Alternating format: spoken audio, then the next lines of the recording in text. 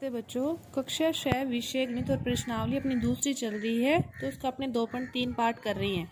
देखो 2.3 का जो पहला क्वेश्चन है वो क्या दे रखा है, आपसे पूछ रहा है कि इन निम्न में से कौन सा जो ऑप्शन है जिसमें शून्य नहीं आएगा, जिसका उत्तर।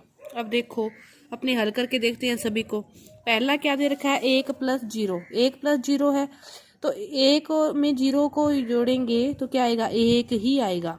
0 को 0 से गुना करोगे तो 0 आएगा। 0 में किसी का भी भाग दें तो क्या आता है, 0 आता है। अब 10 में से 10 गए तो 0 बटा में 2, फिर वही बात 0 में किसी का भी भाग दें क्या आएगा, 0 आएगा। अब इन सभी का उत्तर तो क्या आ रहा है, 0 आ रहा है। किसका उत्तर 0 नहीं आ रहा, 1 + 0 का। तो इसका उत्तर क्या हो गया, 1 + 0। दूसरा क्वेश्चन वो क्या कह रहा है, भी कोई भी दो पूर्ण संख्याएं हैं, भी दो पूर्ण संख्याएं हैं और उनका जो गुणनफल है ना, गुणा करते हैं दो पूर्ण संख्याओं का तो 0 आता है। क्या कह रहा है, समझो क्वेश्चन को, कि दो पूर्ण संख्याओं का गुणा करते हैं तो उत्तर 0 आता है। तो फिर क्या हो सकता है कि जहाँ तो दोनों ही 0 हो, जहाँ तो दोनों जो पूर्ण संख्याएं हैं वो 0 हो, या फिर एक 0 हो। कौन सा पॉसिबल है कि दोनों 0 जरूरी है या एक 0 जरूरी है। तो अपने उदाहरण लेके समझते हैं कि 0 को किसी भी संख्या से गुणा करें तो क्या आता है, 0 ही आता है। चाहे वो कितनी भी बड़ी है, 1000 है, लाख है, करोड़ है, 0 को किसी से भी गुणा करते हैं ना तो उत्तर क्या आता है, 0 ही आता है। तो एक भी 0 हो सकती है, लेकिन 0 को यदि 0 से भी करते हैं तो भी उत्तर क्या आता है, 0 आता है। तो जब दो पूर्ण संख्याओं का गुणनफल 0 है तो वो दोनों भी 0 हो सकती है और एक तो 0 हो ही सकती है, एक तो होनी चाहिए, दोनों भी हो सकती है। तो उसका उत्तर क्या आएगा, 0 आएगा। जो तीसरा क्वेश्चन है वो इसका थोड़ा सा उल्ट कह रहा है। वो क्या कह रहा है कि जब दो पूर्ण संख्याओं को गुणा करते हैं, जब दो पूर्ण संख्याओं को गुणा करते हैं तो उत्तर क्या आता है, 1 आता है। फिर वो पूछना चाहता है अब कि दोनों ही 1 हो तो 1 आएगा, भी दोनों ही 1 हो, या फिर 1 1 हो तो उत्तर 1 आएगा। अब देखो दोनों ही 1 हो तो 1 को 1 से गुणा करेंगे तो अपने पास क्या आएगा, 1 ही आएगा। लेकिन 2 को 1 से करेंगे तो 2 आएगा, 6 को 1 से करोगे तो 6 आएगा, 10 को 1 से करोगे तो 10 आएगा।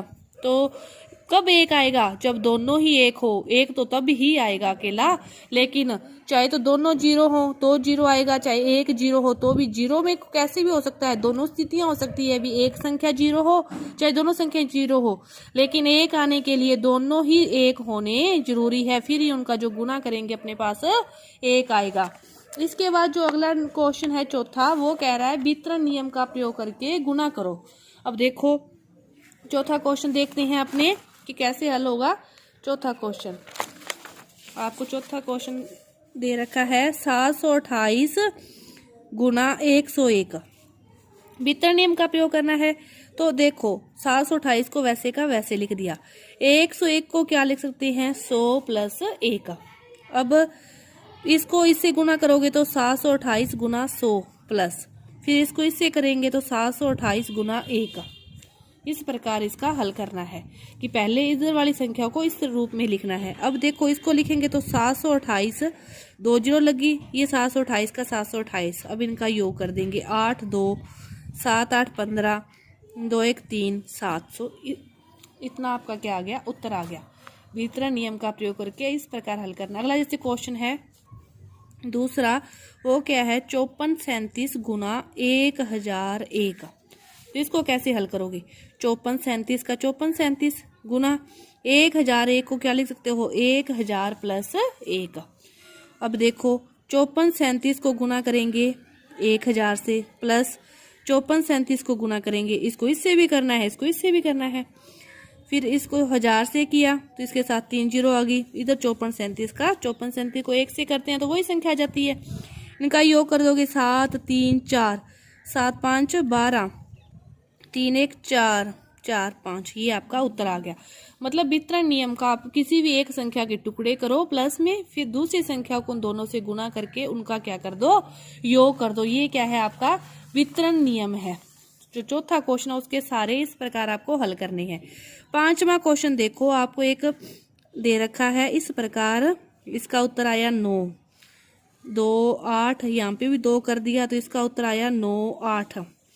फिर 1 2 3 गुना 8 प्लस यहाँ पे भी 3 कर दिया तो इसका उत्तर आ गया 9 8 7। फिर यहाँ पे 4 किया तो इसका जो उत्तर आया वो कह रहे आ रहा है यहाँ पे 6 आ गया। जैसे जैसे इधर संख्या बढ़ा रहे हैं ना, इधर देखो 1 2 3 4 5 होगी, तो यहाँ पे भी 5 होगी, तो यहाँ पे भी वो क्या कह रहा है, एक संख्या और ऐड होगी। अब वो कह रहा है इसको आगे और बढ़ाओ। अब आप समझो कि 1 था तो एक अकेली संख्या थी, यहाँ पे 2 हो गया तो यहाँ पे 8 आ गया, यहाँ पे 3 आया तो यहाँ पे 7 आ गया, 4 आया तो 6 आ गया, 5 आया तो 5 आ गया। अब अपने आगे बढ़ाएं इसको, 4 5 6 करें, यहाँ पे 6 कर दिया तो ये इतना तो आएगा ही, 9 8 7 6 5, तो इससे फिर आगे वाली संख्या यहाँ पे 4 आ जाएगी। 6 के बाद अब इसको अपने और बढ़ाएं, आगे 7 कर दें, 7 कर दिया तो 9 8 7 6 5 4, तो यहाँ पे क्या आ गई, 3 आ गई। इसी प्रकार इसको और आगे बढ़ाते, कितना ही बार बढ़ाते रहो, बस समझने की आपको जरूरत है। 8 कर दिया तो फिर इससे एक और पीछे वाली संख्या 2 आ जाएगी। फिर अकेला 9 था, फिर 9 8 हुई, फिर 7 आ गया, 6 आ गया, 5 आ गया, फिर 4, फिर 3 2। तो इस प्रकार ये पैटर्न आप कितना भी आगे बढ़ा सकते हो। ये था आपका 5वां क्वेश्चन। तो ये आपकी जो दूसरी जो प्रश्नावली थी ये पूरी हुई। धन्यवाद।